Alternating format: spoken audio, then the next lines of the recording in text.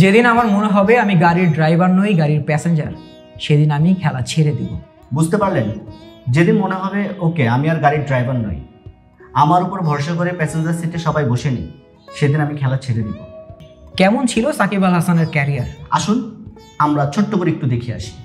Test ক্রিকেটে একই ম্যাচে 100 রান এবং 10 উইকেট করেন এখন পর্যন্ত 3 জন ক্রিকেটার। তাদের মধ্যে অন্যতম একজন হলেন ইমরান খান, ইয়ান বোথাম এবং আমাদের পোস্টার বয় সাকিব আল হাসান। টেস্টে 5 উইকেট নিয়েছে 19 বার। 2008 সালে নিউজিল্যান্ডের বিপক্ষে 36 রান দিয়ে সাকিব আল হাসান 7 উইকেট নেন এবং অর্ধশতক রান করেন। সাকিব আল হাসানের এই ম্যাচটা অনেক ক্রিকেট বোদ্ধাদের মধ্যে তার সেরা ম্যাচ ছিল। টেস্ট ম্যাচে সবচেয়ে কম বয়সী ক্যাপ্টেন হয়েছিলেন সাকিব আল হাসান, যা ক্রিকেট র্যাঙ্কিংয়ে আছে 6 নম্বরে। টেস্টের 5ম উইকেটে বাংলাদেশ তো বটেই, পুরো বিশ্ব ক্রিকেটে সর্বোচ্চ পার্টনারশিপ ছিল 359 রান, যা করেন মুশফিকুর রহিম এবং সাকিব আল হাসান 2017 সালে নিউজিল্যান্ডের বিপক্ষে। টি-20-র সবচেয়ে দীর্ঘ ক্যারিয়ার ছিল সাকিব আল হাসানের, যা ছিল 17 বছর 209 দিন।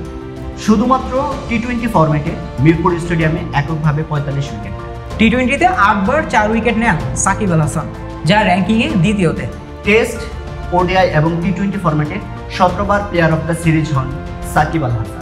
সিঙ্গেল মাঠ হিসেবে মিরপুরে সব ফরম্যাট মিলিয়ে রান করেছেন 4786। সিঙ্গেল মাঠ হিসেবে মিরপুরে টেস্ট, ওডিআই এবং টি-20 3 ফরম্যাট মিলিয়ে 252 উইকেট নিয়েছে। মিরপুরের মাটিতেই পাকিস্তানের বিপক্ষে 100 রান প্লাস 5 উইকেট নিয়েছে।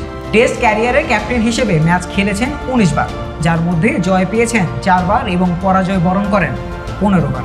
ওডিআই ক্যারিয়ারে অধিনায়ক হিসেবে দায়িত্ব পালন করেছেন 62 ম্যাচ, তার মধ্যে জয় এসেছে 27টি এবং পরাজয় এসেছে 34টি।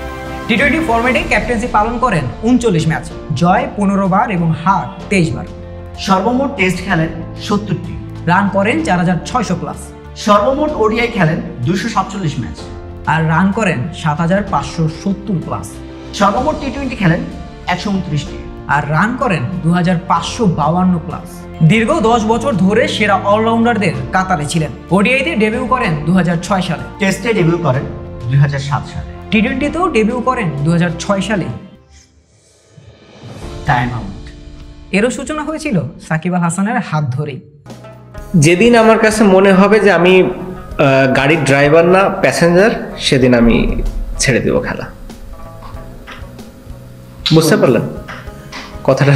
যেদিন আমি বুঝবো যে ওকে আমি ড্রাইভার না, আমার উপর সবাই ভরসা করে সিটে বসে নাই, সেদিন আমি খেলবো না।